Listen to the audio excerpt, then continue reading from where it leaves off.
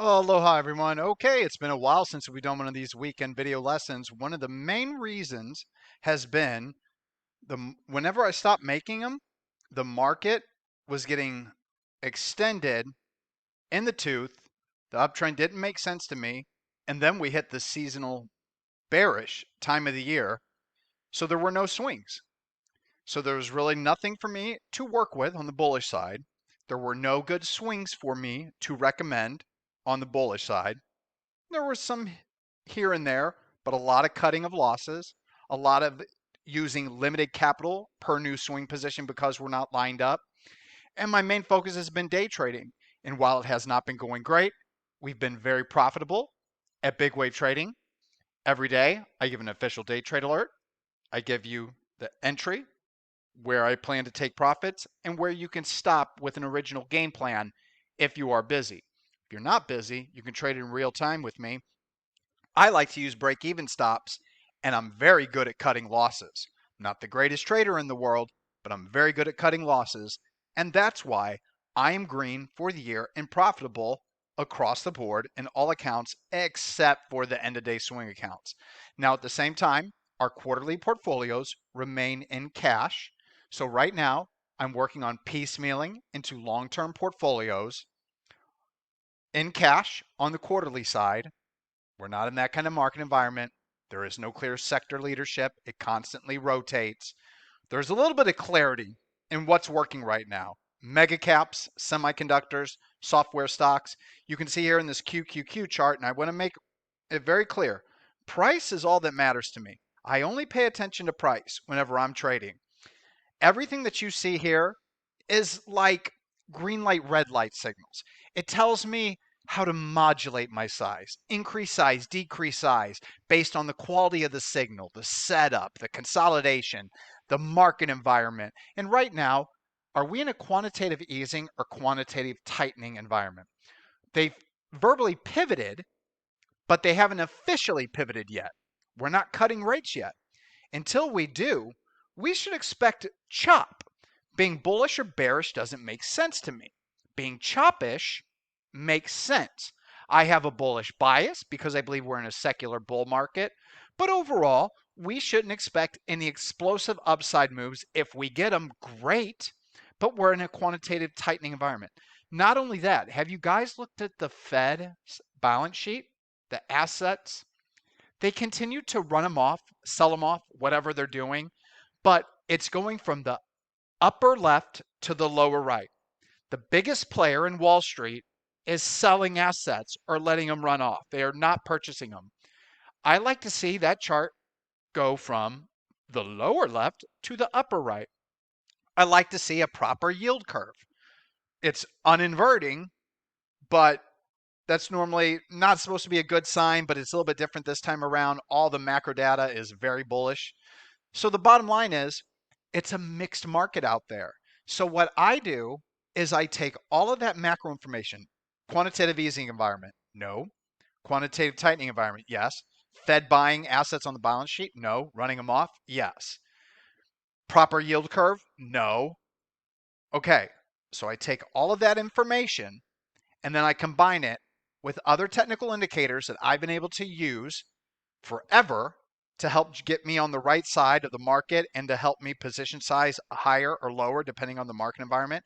And it also tells me to focus on swings, focus on positions, focus on long-term, or focus on day trading. You can be a master of one methodology if you want, and that's fine. But the market changes and adapts and is so dynamic and shifting and is constantly evolving in this new world of algorithms that you kind of have to learn to do everything.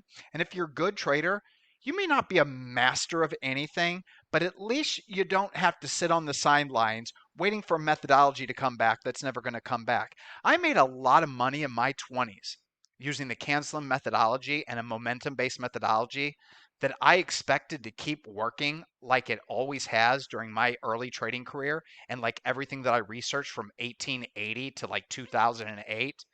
And I waited way too long to start trend joining other names and adapting to the market environment. So I don't do that anymore. That's why I day trade now. I can't believe I wasted half of my life not day trading. It's insane to me. It's insane to me that during half my career I didn't day trade. So I take all of this combined, and this is why you really haven't seen me a whole lot. Also, there was this little thing called the Maui wildfires. I've lived on Maui in Lahaina for well over 20 years, and my life, everything that I've known, everything that I've loved, everything that I cherished, everything that, basically I grew up around is gone. So there was also that. So we're not in a proper market environment. If this was a hot bullish uptrend, you would see me every weekend.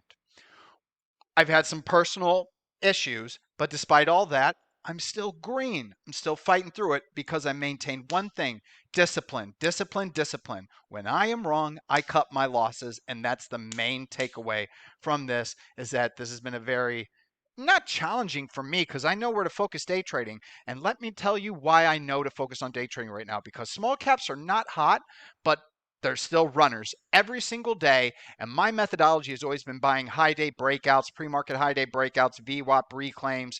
But clearly, it's not a methodology that's in favor right now, which is why I keep on employing break-even stops. But I focus on this intraday time frame because we're still not properly aligned, and that's where we're going to start really dissecting this chart. So I'm going to focus on the QQQ, SPY, and IWM only for this video lesson. First off, I want you to notice something recently, why we're making this video lesson again. The QQQ has not hit a new high, but like I said, all that matters is price. So all of this is extra stuff. You can remove all of these indicators and I can trade off this. But these indicators kind of help me knowing when to size properly. And I have to know that because I am very risk averse. I do cut losses quick. So what we have here is the QQQ not at new highs yet, but look at the relative strength line. The relative strength line is hitting a new 52-week high following Friday's session. So on the flip side though, are we in 100% alignment? No, we're not. The IWM relative strength line is hitting new 52-week lows. Now, the early part of my career, it was all about seeing leadership in the IBD 100 names, now the IBD 50, all about seeing leadership in the small caps, and then I knew to press it. You give me quantitative easing, blah, blah, blah, blah, blah, everything that we discussed. Especially if I can get grade A chart patterns, we can press it. But one thing that I haven't had a whole lot of at all this year, period, during any up leg in the market, are grade A setups. That's where the modulating of size has come into play. You give me a grade A setup, you give me a couple of grade A setups, I can have this whole account long and strong, the market, but we're not aligned. So we have the IWM looking like this while the QQQ looks like this. So with the QQQ, what I want you to notice here is that the relative strength line is hitting new highs. But how are we doing on other indicators? Now, the TTM squeeze is not something we're going to look at here, but we are moving higher here. So that's a thumbs up. We're moving higher on this tickets indicator, but I want you guys to notice it's below the zero line. It's going to be very important. The CMF and TSV is going green, so that's good. We're properly aligned. New highs, green, green, uptrending, not above the zero line though. Keep that in mind. Uptrending. Now let's go to the SPY, its brother. Uptrending, good, good, but below the zero line. We're still red here. TSV is green. So we have a mixed market, but we have a clear leader. And if we look at the semiconductors via the SMH, relative strength line, new 52-week high.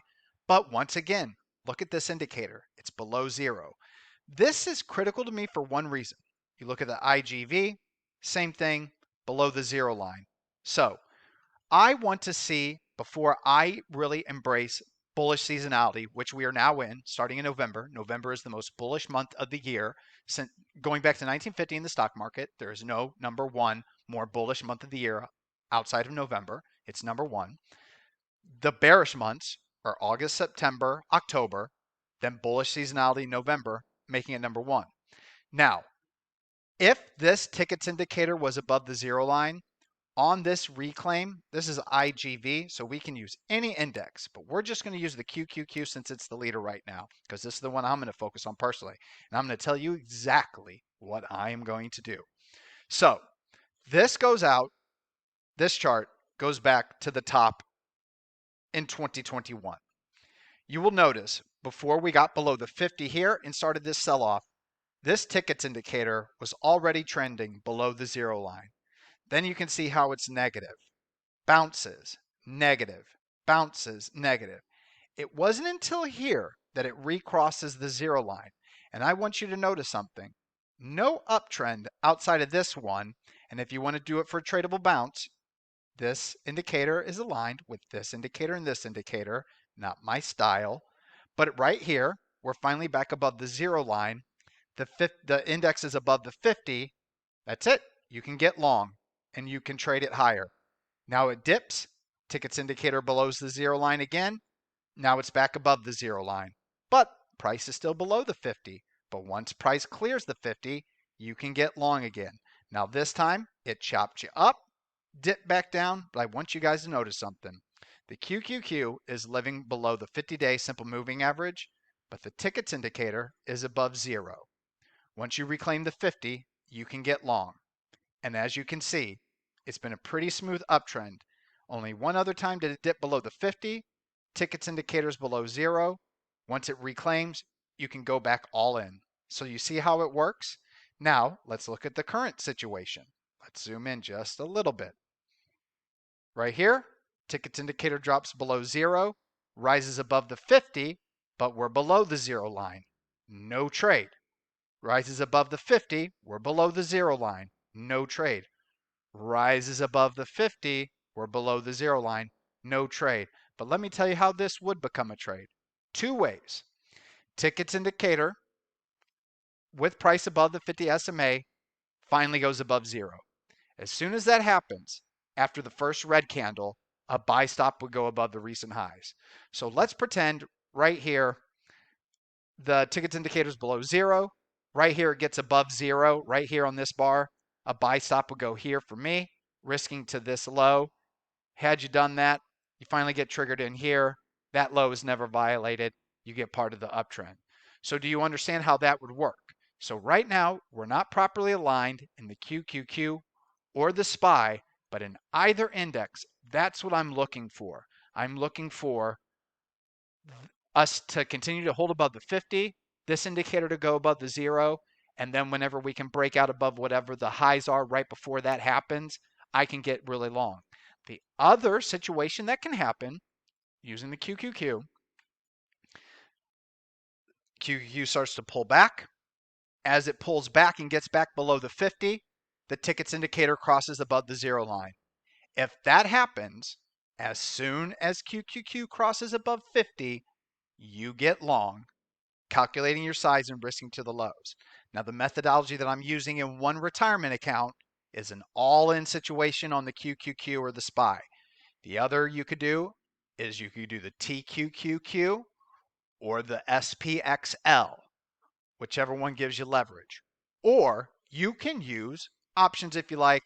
I don't do options, but it's just an idea. But that's how I'm going to trade these indexes going forward. So you know exactly what I'm going to do before it happens. Now you might be asking, what is the tickets indicator? Listen, guys, it's an indicator based on moving average convergence divergence. It's something that I liked, but it's available for a very expensive cost that I thought was absolutely ridiculous. I have a software guy. He reverse engineered it. Bam, here it is. If you're a member of Big Wave Trading on an annual or quarterly basis, we give you this indicator. You have all my indicators. You have all my charts. My end-of-day swings, I like Telechart version 7.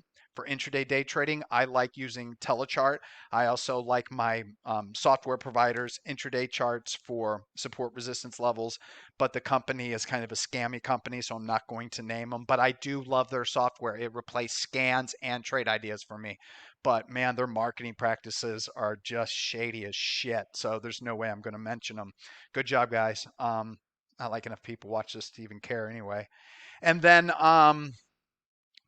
Thinkorswim for day trading using Telechart version 23 or whatever they are now charts on another monitor. So I like both of the Telecharts, the old version and the new version. Thinkorswim charts. and that one software I use. I think those are the only 4 charts I really look at. So with that being said, that's it for the market environment. That's why I've been gone. The Maui wildfires destroyed everything. Market's been shitty, quantitative tightening environment. We're finally looking good. We're at least in bullish seasonality. That's going to last in the middle of January. Do I have any trade ideas for you? Guys, I do. But let's be honest. It's not a grade A idea. It's not grade A plus. I wouldn't throw your whole account into it. And if you do, you can if you want, as long as you do me a favor. Use break-even stops. As soon as you're green, if you're going to full port anything or go on 200, 400, 600% margin on anything, use a break-even stop if you're wrong, or at least on half or 75%, whatever, and then you can use regular stops. So on swing trades currently, I am not initially using a break-even stop until I have profits at 10%. Once I have profits at 10%, I will use break-even stops unless it's a stock that moves 10% per day. So you better know the ATR of a stock. My one trade idea for you is one that I am taking on Monday morning, MMYT. Now, how I'm trading it personally is if MMYT trades above the high of the day, which looks like it's 41.76, I'm getting long at 41.77. I am calculating my size and risking to this low. In a bull market where everything that we just discussed was lined up, you could full port this thing, and or for me, I would calculate my size to this low, risk to this low, and in a super aggressive market where these charts were just showing up every day, calculate my size and risk to this low. And I'm currently employing a reverse anti-martingale methodology. If you're not familiar with it, whenever you're doing good or the market's doing good and you have a very good green day and the market's good, you double up your size the next day. A good day, double up the size the next day. Oh, you have a red day, reduce size by 50%. Oh, another red day, reduce size by 50%. That way, whenever you're on a cold streak, you're losing a little bit of money. And when you're on a heater, you're making the most money possible. That's what I use. But anyway, with MMYT, let's start stacking everything. We have a slingshot in the squeeze. So we got positive TTM trend momentum that should appear here soon. Tickets indicators above 0, 1, 2, CMF is above 0, 3, TSV is above 0, all are uptrending, 4 for 4.